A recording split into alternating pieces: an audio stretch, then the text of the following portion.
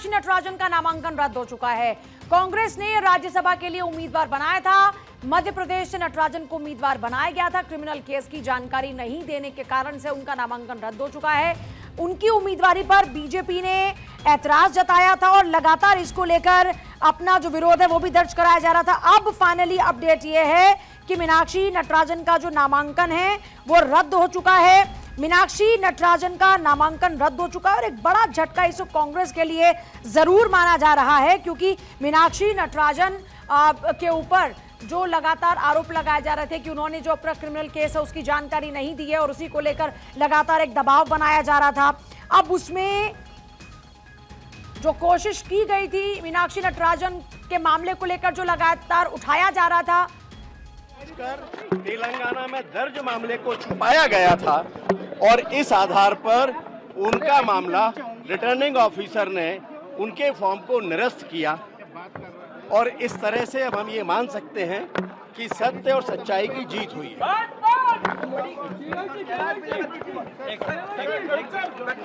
देखिए, हमारे बीच में संकेत गुप्ता जी हमारे एडवोकेट हैं, जिन्होंने पूरे प्रकरण को तर्कपूर्वक आरओ साहब के सामने रखा और रखने के बाद आरओ साहब ने जो निर्णय दिया है उसके बारे में क्या तर्क था, मैं समझता हूँ संकेत गुप्ता जी बहुत अच्छे तरीके से रखेंगे। नीचे रख दीजिए माइक। सबसे पहले आप सभी लोगों को यह समझना होगा,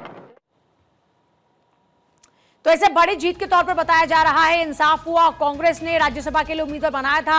अब मध्य प्रदेश से नटराजन को जो उम्मीदवार बनाया गया था वो नामांकन रद्द हो चुका है। क्रिमिनल केस की जानकारी ना देने के कारण यह हुआ है, यह कार्रवाई की गई है। अखिलेश मेरे साथ जुड़ गए। अखिलेश, क्या कुछ जानकारी, क्योंकि हम देख रहे हैं जश्न की तस्वीरें आ रही हैं, चेहरे पर मुस्कान है, जो बीजेपी के कार्यकर्ता नेता वहां पर मौजूद हैं।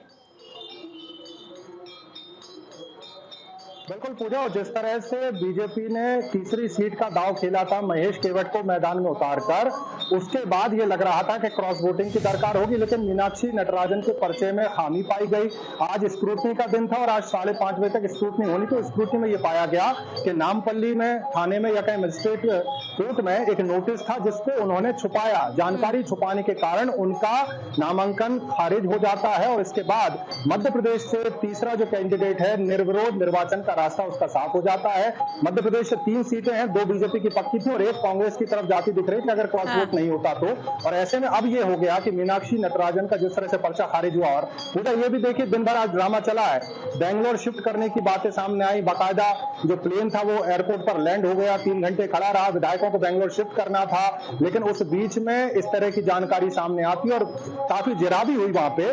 जो रिटर्निंग ऑफिसर है उनके सामने जो कांग्रेस के वकील हैं या कहीं मीनाक्षी नटराजन के वकील, उन्होंने अपने तर्क रखे, लेकिन सुप्रीम कोर्ट की गाइडलाइंस के अनुसार जानकारी पाई और उसके बाद आपका नामांकन खारिज होता है। यानी कि तरुण चुग, रजनीश अग्रवाल और महेश केवट, 3 लोग मध्य प्रदेश से निर्विरोध निर्वाचन उनका तय है। 11 तारीख को नाम वापसी का जो आखिरी दिन है उसके बाद ये फैसला हो जाएगा। जी, मतलब एक तरफ देखा जाए तो एक गलती भारी पड़ गई कांग्रेस के ऊपर, कांग्रेस के उम्मीदवार के ऊपर, और बीजेपी के लिए तीसरी सीट के लिए रास्ता साफ हो गया।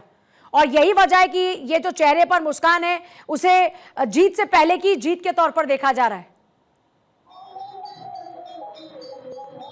बिल्कुल जीत के पहले की जीत, और ये मुख्यमंत्री मोहन यादव के लिए भी बड़ी जीत है। जिस तरह से सेंटर ने ये कह दिया था अगर तीसरी सीट पर आप लड़ते हैं तो ये राज्य इकाई का फैसला होगा, राज्य इकाई जो है अपना कैंडिडेट बताए और उसको जिता कर लाएगी, इसकी गारंटी है। वो नौबत ही नहीं आई जिस तरह से पर्चा खारिज हो गया। और एक तरह से प्रदेश अध्यक्ष जो है कांग्रेस के जीतू पटवारी, कांग्रेस के प्रदेश अध्यक्ष की राहत की खबर हो सकती है। अगर क्रॉस वोट हो जाता, 15 से 20 विधायकों की हमारे पास लिस्ट थी जो एक तरह से पाला बदल सकते थे, उसके बाद तो छींचा लेदर हो जाती। एक तरह से पर्चा खारिज होने के बाद, मीनाक्षी नटराजन के मैदान से हटने के बाद कांग्रेस का फेस सेव हुआ है पूरा, एक तरह से अगर हम देखें तो जाहिर तौर पर। और दूसरा, अभी दूसरे पक्ष की तरफ से कुछ और बातें सामने आ रही हैं क्या? बिल्कुल, जो लगातार कांग्रेस कहती है कि लोकतंत्र की हत्या हुई है, शो कॉज नोटिस था, वो एफआईआर नहीं थी, लेकिन बड़ी बात क्या था क्या नहीं से मतलब नहीं था। सुप्रीम कोर्ट की गाइडलाइन है, अगर आपके ऊपर कोई दर्ज है मामला, चाहे एफआईआर हो या कानूनी पेज से पीटा हुआ हो या आपने धन की जानकारी छुपाई हो, जानकारी छुपाने के बाद आपका पर्चा खारिज होता है और इसी वजह से पर्चा खारिज किया गया। जी, जाहिर तौर पर पर्चा खारिज हो चुका है और कांग्रेस के लिए एक बड़ा झटका है और तीसरी सीट को लेकर अब बीजेपी के लिए रास्ता साफ हो चुका है। डॉक्टर मोहन यादव जो लगातार वहां पर स्ट्रैटेजी पर काम कर रहे थे, इधर जो केंद्रीय नेतृत्व है, ये एक बड़ी जीत मिल गई। बहुत शुक्रिया अखिलेश आपका फिलहाल पूरी जानकारी के लिए। क्रिमिनल केस की जानकारी ना देना इतना ज्यादा भारी पड़ गया कि जो नामांकन है वही रद्द हो गया। तमाम दलीलें जो थी रिटर्निंग ऑफिसर के सामने वो काम नहीं आई और हाथ से ये मौका निकल गया।